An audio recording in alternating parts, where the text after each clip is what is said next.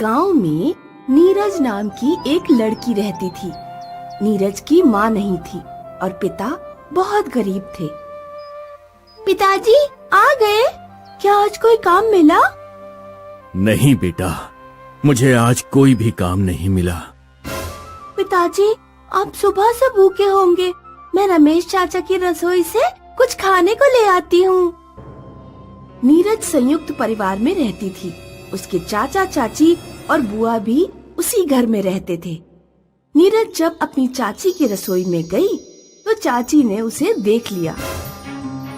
क्या ढूंढ रही हो? गौरी चाची, पिताजी भूखे हैं, क्या मैं थोड़ी सब्जी ले जाऊं?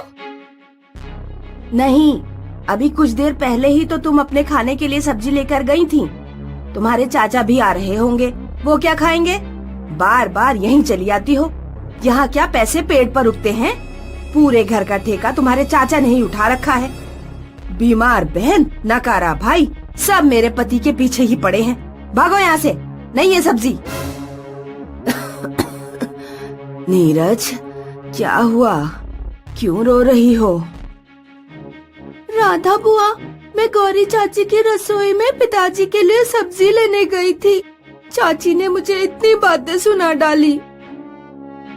तुम भैया के लिए मेरा खाना ले जाओ, मैंने नहीं खाया है, ऐसे ही रखा हुआ है। मेरा पेट ठीक नहीं है, इसे ले जाओ और अपने पिताजी को दे दो। कुछ देर बाद नीरज के चाचा रमेश घर लौटे। जब वे खाना खा रहे थे तो गौरी उनसे बोली, तुम्हारी भतीजी ने तो नाक में दम कर रखा है। कभी सब्जी, कभी आटा, कभी चावल, सब हमारी रसोई से ही ले जाती है। जब तुम्हारी बहन राधा मर जाए ना, तो नीरज और उसके पिता को भी घर से बाहर निकालो। इन गरीबों के बस की बात नहीं है कि कोर्ट कचहरी करके हमारा कुछ बिगाड़ लें। लेकिन क्या पता राधा कब दुनिया छोड़े। तुम ही ने तो उनकी उम्र बढ़ाई है। खाना पीना दवा बंद करवा दो, ज्यादा दिन नहीं जिएंगी। गौरी ने राधा का खाना पीना लगभग बंद कर दिया। न उसे टाइम से रोटी देती और न पानी। राधा कुछ ही दिनों में चल बसी। नीरज को अपनी बुआ के चले जाने पर बहुत दुख हुआ। फिर एक दिन रमेश ने नीरज के पिता से कहा, सुनो किसान भाई, तुम अपना सामान बांध लो, हम इस घर में किराएदार रख रहे हैं। लेकिन मैं कहाँ जाऊंगा? कहीं भी जाओ, मुझे कुछ नहीं पता। इज्जत से चले जाओ तो ठीक है, वरना धक्के मारकर घर से बाहर निकाल दूंगा। नीरज के पिता डर गए। उन्होंने घर खाली कर दिया। ये लो नीरज, इस बैग में तेरी प्यारी स्वर्गवासी राधा बुआ के कपड़े हैं, ले जा, तेरे काम आएंगे। वैसे भी तुझ भिखारिन को कभी अच्छे कपड़े पहनने को मिलने नहीं वाले। अब चल, फूट ले यहाँ से। नीरज को एक धर्मशाला में शरण लेनी पड़ी। नीरज ने राधा बुआ के बैग से कपड़े निकालकर देखे। उसे बैग में एक सोने का हार मिला। पिताजी, ये देखिए, सोने का हार। बैग में एक पर्ची भी थी जिसमें लिखा था, ये कोई साधारण हार नहीं है। इसे पहनने वाला दूसरों को जो भी आदेश देगा, दूसरा उसे मानेगा। पिताजी, ये हार साधारण हो ना हो, लेकिन है तो सोने का ही। इसे बेचकर हम घर खरीद सकते हैं। इसे अभी बेचना ठीक नहीं, ये मेरी बहन की निशानी है। मैं इसे गिरवी रखकर कुछ काम धंधा शुरू कर देता हूँ। नीरज के पिता ने हाथ गिरवी रखकर कुछ पैसे उधार लिए और एक मिठाई की दुकान खोली। नीरज भी काम में अपने पिता का पूरा हाथ बटाती। कुछ दिनों में उनका धंधा अच्छा चलने लगा। नीरज के पिता ने उधार लिए पैसे लौटाकर हार वापस ले लिया और एक घर भी खरीद लिया। नीरज की चाची गौरी एक दिन मंदिर से लौट रही थी तो उसने नीरज की मिठाई की दुकान देखी। गांव वालों से पूछताछ करने पर गौरी को पता लगा कि नीरज के पिता ने एक बड़ा सा घर भी बनवा लिया है। रात में जब रमेश घर लौटा तो गौरी उससे बोली, ये नीरज के पास इतने पैसे कहाँ से आ गए? कोई डाका वाका तो नहीं डाल लिया बाप बेटी ने? दिवाली आने वाली है। दिवाली वाले दिन हम दोनों मिठाई लेकर उनके घर चलेंगे और उनकी अमीरी का राज पता लगाएंगे। दिवाली वाले दिन रमेश और गौरी नीरज के घर पहुँचे। लो भैया किशन, हम दिवाली की मिठाई लेकर आए हैं। हमारे बीच जो भी हुआ, लेकिन हो तो तुम हमारे भाई। नीरज और नीरज के पिता ने पुरानी बातें भूलकर गौरी और रमेश को पूरा सम्मान दिया। लौटते वक्त रमेश और गौरी उनके घर के पीछे छुप गए। वो नीरज और नीरज के पिताजी की बातें सुनने लगे। पिताजी, आज हम जो भी हैं राधा बुआ के इस हार की वजह से हैं। जब नीरज और नीरज के पिता सो गए तो गौरी और रमेश ने हार और पर्ची चुरा ली। वो हार लेकर अपने घर पहुँचे। ये कोई साधारण हार नहीं है। इसे पहनने वाला दूसरों को जो भी आदेश देगा, दूसरे उसे मानेंगे। अरे वाह, मजा ही आ गया। अब देखो मैं इस हार से क्या क्या काम करती हूँ। गौरी हार पहनती है और गांव में जाती है। काका, अपनी सारी भैंसें हमें दे दो। काका के ऊपर हार का तुरंत असर हुआ और उन्होंने गौरी को सारी भैंस दे दी। गौरव, अपने घर में रखे सारे पैसे मुझे लाकर दे दो। इस तरह गौरी ने हार का गलत फायदा उठाया और दूसरे घरों की चीजें अपने पास मंगा ली।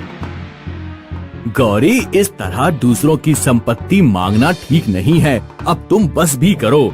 और कितने लोगों से उनकी चीजें मंगवाओगी? तुम्हें क्या मतलब? क्या तुम्हें जिंदगी भर गरीब ही रहना है? अरे जब हार हमारे पास है तो मैं इसका फायदा क्यों ना उठाऊं? लेकिन अगर कल को लोगों के ऊपर से हार का असर खत्म हो गया तो पता नहीं क्या होगा। रमेश की बातें सुनकर गौरी को गुस्सा आ गया। वो क्रोध में रमेश से बोली, तुम जैसे डरपोक इंसान को तो डूब मरना चाहिए। इतना क्यों डर रहे हो? गौरी को ध्यान ही नहीं था कि वो जादुई हार पहनकर ये सब बातें कर रही है। गौरी उठकर वहाँ से चली गई और रमेश असलियत में कुएं में कूद गया और डूबकर मर गया। हाय राम, ये मैंने क्या कर दिया? अपने ही पति को मरने का आदेश दे दिया। अब मैं भी जीकर क्या करूंगी? मैं भी मर जाऊं तो अच्छा। और फिर गौरी भी उसी कुएं में कूदकर मर जाती है।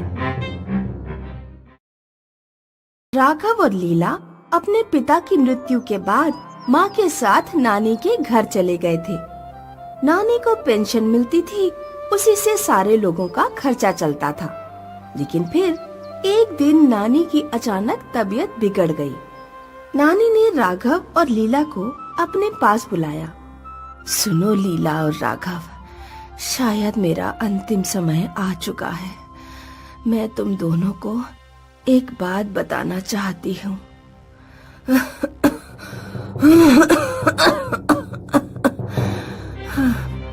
बताइए नानी, आप हमें क्या बताना चाहती हैं? इस घर में क्या नानी? इस घर में एक जादुई नानी, नानी, इस घर में जादुई क्या? उठो नानी। नानी अपनी बात पूरी करने से पहले ही मर गई। नानी के मरने के बाद पेंशन मिलना बंद हो गई। कुछ दिनों बाद राघव का परिवार पैसों की परेशानी से जूझने लगा। ये क्या माँ, आज खाने में सिर्फ रोटी और प्याज? बेटा, घर का राशन खत्म हो चुका है, लेकिन तुम चिंता मत करो। कल से मैं लोगों के घर जाकर कपड़े धोने का काम करूंगी, फिर शायद सब ठीक हो जाए। माँ, तुम अकेले क्या काम करोगी? मैं भी कुछ काम करूँगा और पैसे कमाऊंगा।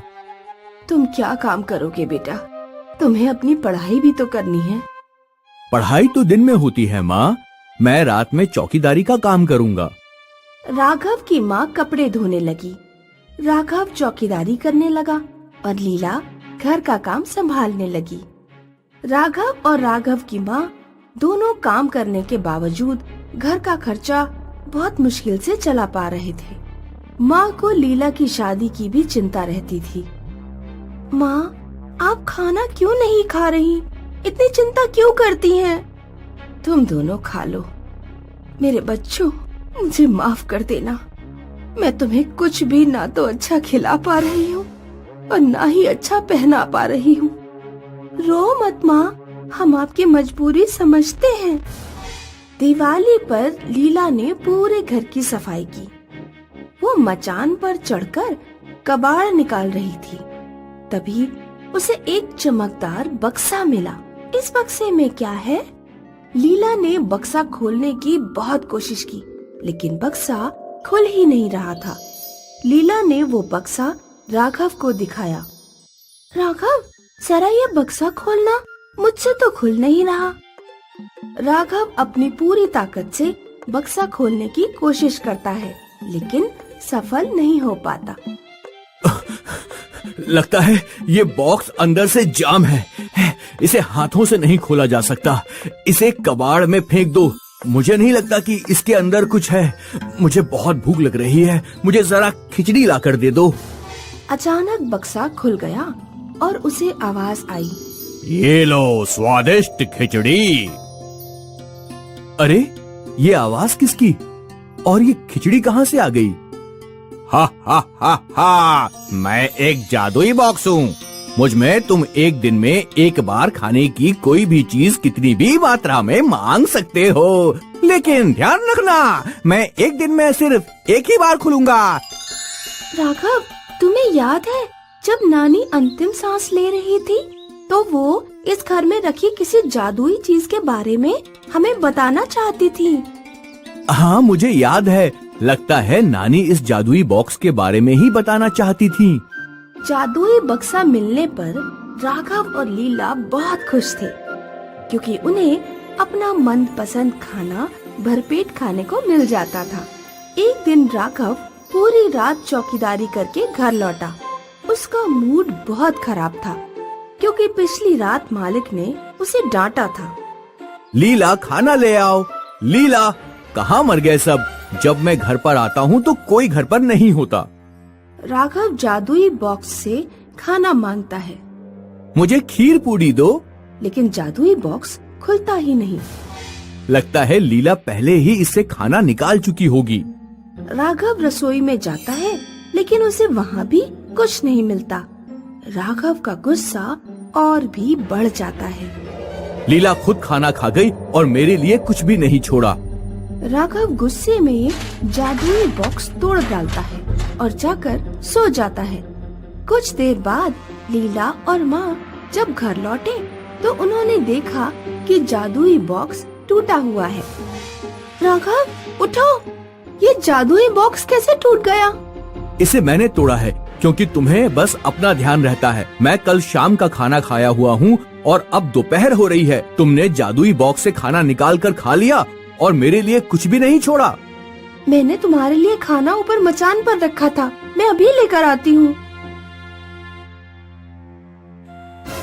ये देखो खीर पूड़ी। ये मैंने ऊपर मचान पर इसलिए रखी थी क्योंकि बिल्ली अक्सर रसोई में घुस जाती है और खाना खराब कर देती है। तब राघव को अपने किए पर बहुत पछतावा होता है, लेकिन अब पछताए होत क्या जब चिड़िया चुग गई खेत। तभी तो कहते हैं कि गुस्से में आकर कोई काम नहीं करना चाहिए।